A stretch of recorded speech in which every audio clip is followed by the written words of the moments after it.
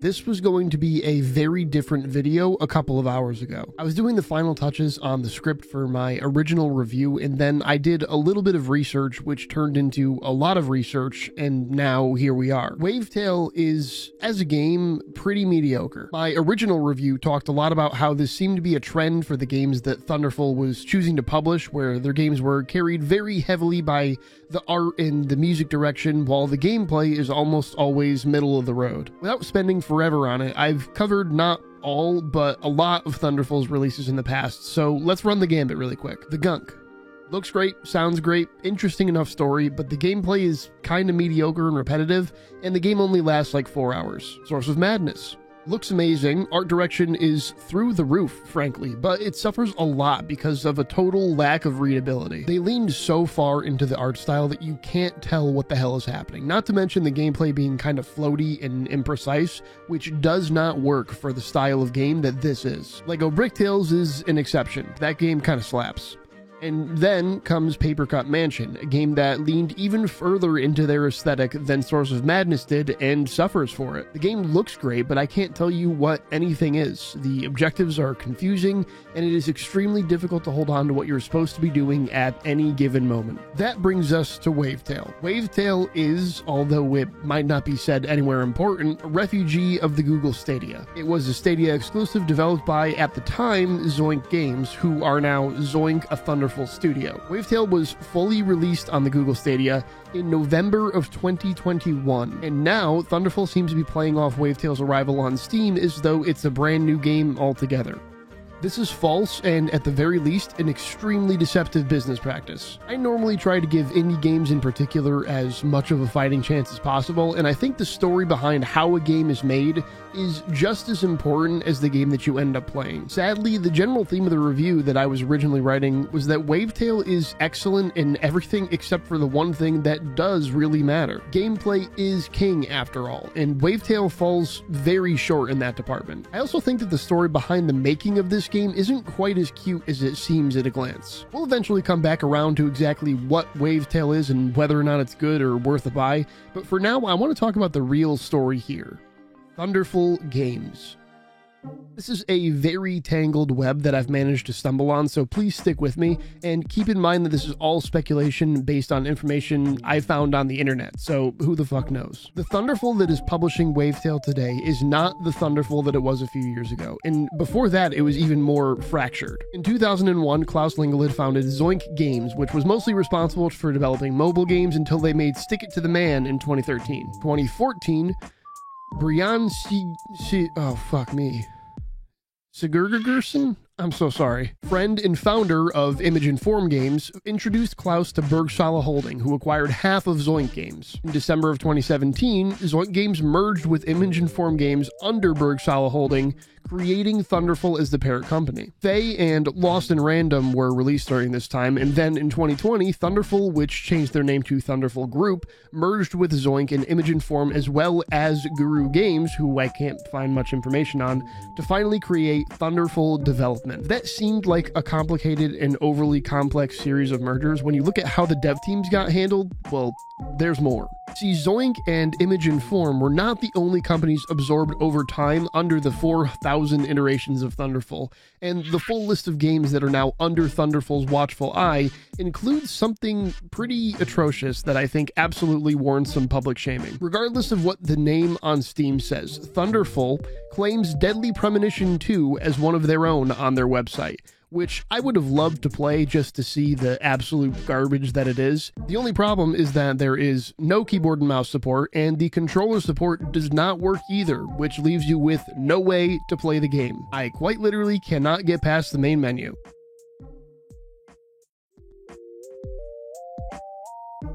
There's a problem that I see with how the company has seemingly evolved, or rather, how the dev teams have slowly been eaten up by Thunderful. As a consumer, if I like one of the games made by any of the development teams that used to be named whatever they were named, well, it's all Thunderful now. At least on Steam. If you go to Lost in Random, let's say, and click on Zoink Games to see what else they've made, whoops, it goes right to EA. Let's check out another Zoink game, Faye. What's that?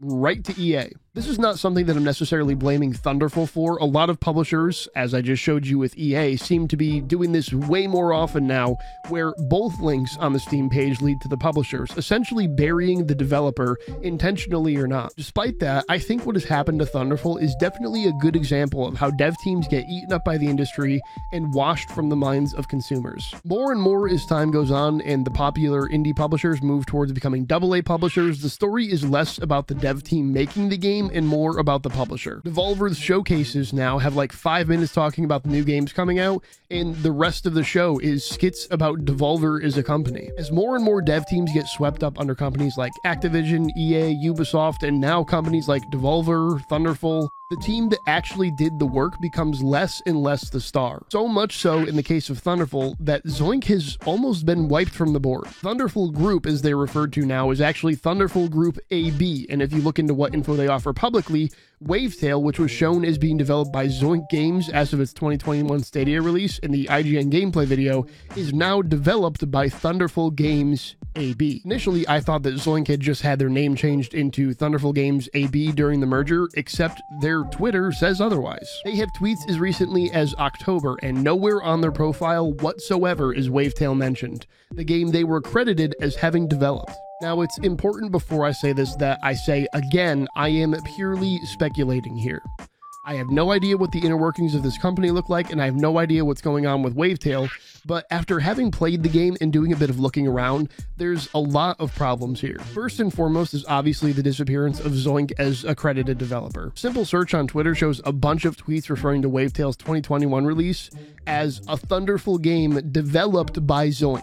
Come 2022 for the Steam release, and Zoink is nowhere to be found. If there were any tweets about Wavetale on Zoink's Twitter, they are gone now as well. Believe it or not, more importantly than what seems like Zoink being either taken off the game or the team working on Wavetale being shuttered into a team called Thunderful Games, which, by the way, would make total sense. I'm not necessarily saying there's something sinister going on here. Yoel, the person that did the music for Wavetale, also did the music for Faye, which was a Zoink game, so it's even kind of likely that the team just got renamed. The reality is that Wavetale was a finished game that came out a year ago. While I did not play the Stadia version, if the Steam version that I did receive a review copy for and played is the same as the Stadia version for the most part, that means that they had an entire year to fix, expand, and improve upon the game that came out last year, and they didn't do any of that. With all of that windy ass background out of the way, let's talk about Wavetale and what kind of game it actually is. First things first, this game is only 4 hours long, so this might not matter that much, but I'll say it anyways. This is your spoiler warning. Thunderful was cool enough to put out interviews with the narrative lead, soundtrack composer, and the concept and 2D artist for Wavetale, and I want to take a moment and acknowledge something. Thunderful, you better keep these three around, because if you don't, I cannot see them being out of work for long. Yoel Billy absolutely killed it with the soundtrack. I mean, holy shit. I can't include all of the songs I want to in the background of this video because the soundtrack doesn't fully release for a few days, but here are a few examples from in-game.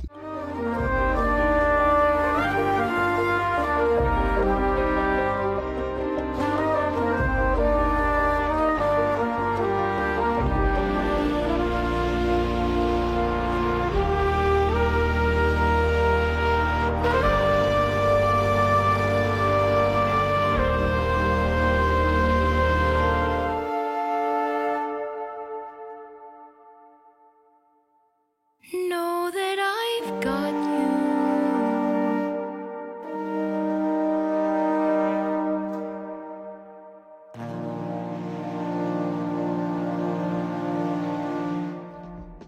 Now, on the downside, Yoel includes in their interview their pen and paper notes on the world and what songs should trigger at what points on the map, and yet somehow it still got screwed up. I mean, even in the final boss fight of the game, which is very disappointing by the way, the track just cut out on me halfway, so it was completely silent.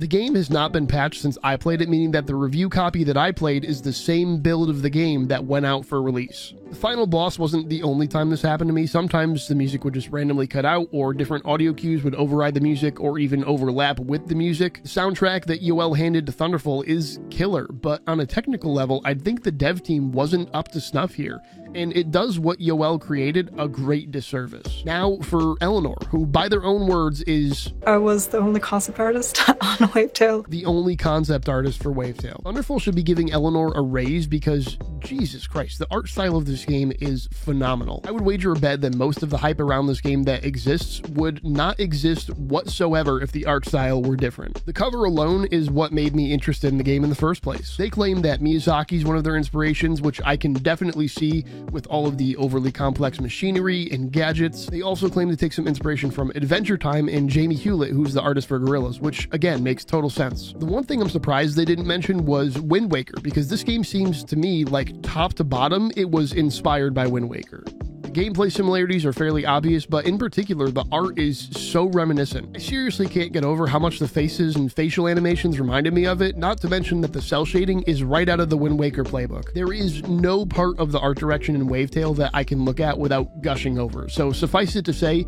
this game does not mess around in that department. Now, much like with Yoel, I think yet again the dev team kinda let down Eleanor because in-game, well, stuff is kind of wonky. The first thing I noticed when I got into game is your weapon. On the cover art and all the promotional art, Sigrid is supposed to have a net. In-game, at no point is there actually a net. It's just a weird pole with a hole at the end. Editing Jake here, I just want to make a quick retraction. There is actually a net in-game, as you can see on screen. For whatever reason, though, they're very selective with when they show it being on screen, possibly for how it interacts with the physics engine or for whatever reason. But for the most part of the game, it is not particularly prominent on the screen. This might seem like a small thing to you, but it's indicative of a lot of the big problems with the implementation of Eleanor's fantastic concept art. Buildings and different environments in the game are gorgeous, but they feel almost like they're intended to be more grand than the actual buildings standing there in-game. Best example of this that I have is during the final stretch of the game. Sigrid's grandmother says basically that she's taking over. She's going to run into a dangerous area, fight the big monsters in there, and do it all by herself so that she doesn't have to lose her granddaughter. She makes it all of 2 feet inside the big building until she gets caught. Sigrid chases after her and frees her from the enemies, then journeys deeper towards the final boss. Now, describing this to you, it might actually sound like something that should be pretty epic, right? This is what that sequence actually looks like.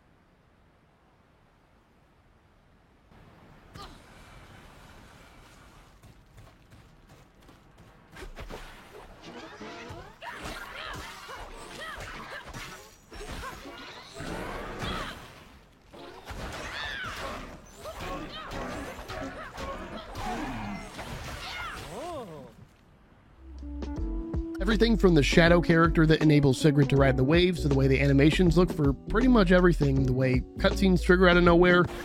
Grandma, there's something wrong with the last relay.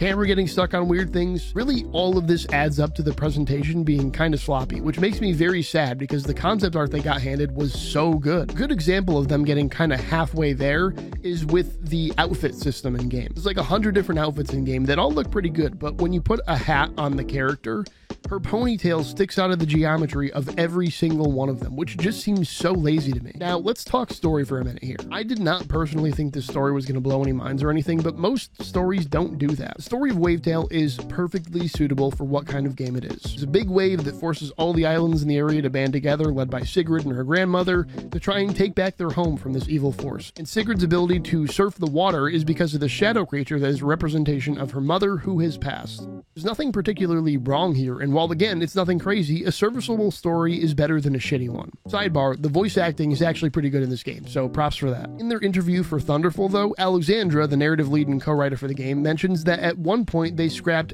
half of the story they had written for Wavetale because it didn't match the gameplay. What the fuck? At one point, we actually scrapped almost half of the story because it didn't match up with the gameplay.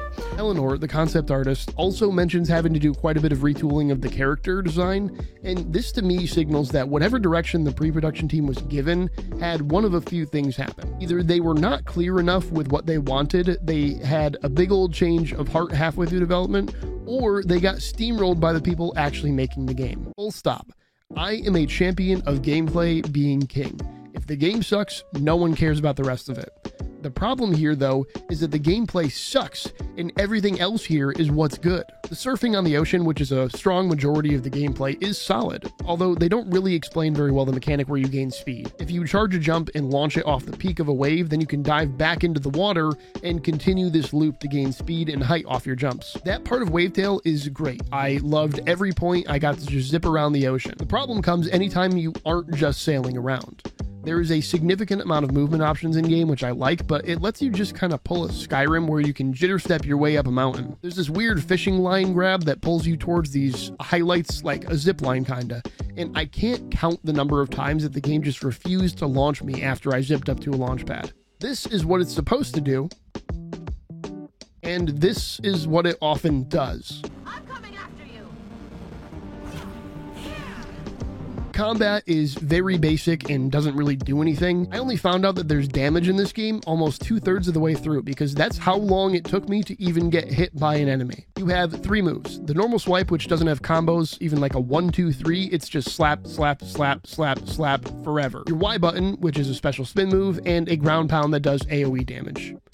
None of the enemies besides bosses take more than a few hits to kill, and there is no challenge or nuance here whatsoever. Now, as far as the combat against bosses goes, well, it's not great either. There's these robotic sea snake things that show up at all different points in the game, and all you have to do is use the zipline and attack once, and Sigurd will do this spinning move, killing them instantly. They serve as more of an annoyance than anything else. The giant sea snake that chases you around the map spawning those little guys is where it does get a bit interesting. There's a few moments where you are basically supposed to scale these towers to beat down on the big guy, and that was probably the best combat moment in the game. Sadly, the final boss has you doing something very similar to reach it, and well, remember those issues with the launchers not working? Yeah, that happens right outside the final boss too. Speaking of the final boss, good God is it lackluster. Pulls out a platform from underneath you now and then and spawns a few mobs, but beyond that, it's just a big ball to whack. I don't know how they went from giant sea snakes to this and thought, yeah, this will still be climactic, but spoilers, it wasn't. And again, the music cut out for me during this final fight too, making it even less climactic. And that brings me to my point. I have no clue what the hell is going on with Wavetale or Thunderful at large. Regardless of what the specifics are though, it sure seems to me like there's an obvious systemic issue going on here. This game feels unfinished. It's like they were given a home run and somehow turned it into a single. I really wanted this game to be good, but it sadly isn't. And it's very hard not to think that the wild remixing and merging of all these different companies hasn't had any kind of impact on the games they're putting out. At one point, we actually scrapped almost half of the story because it didn't match up with the gameplay. Whatever the hell is going on with Thunderful and whatever the hell happened with Wavetale, I hope that the next games that Thunderful release are not plagued by these issues. They just announced Viewfinder, which frankly looks kind of awesome from the trailer, but I'm not a puzzle guy, and I'm going to hold any thoughts I might have on that until I can get my hands on it.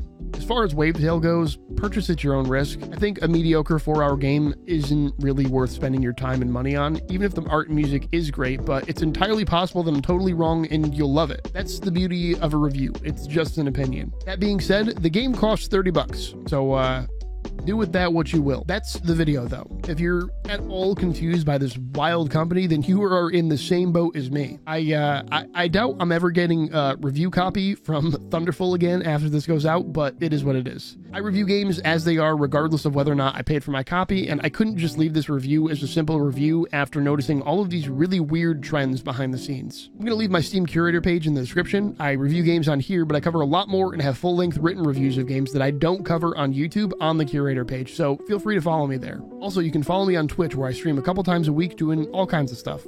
That's all I got for you though. If you made it this far, please don't forget to like, comment, subscribe, and all that bullshit, and thank you so much for watching.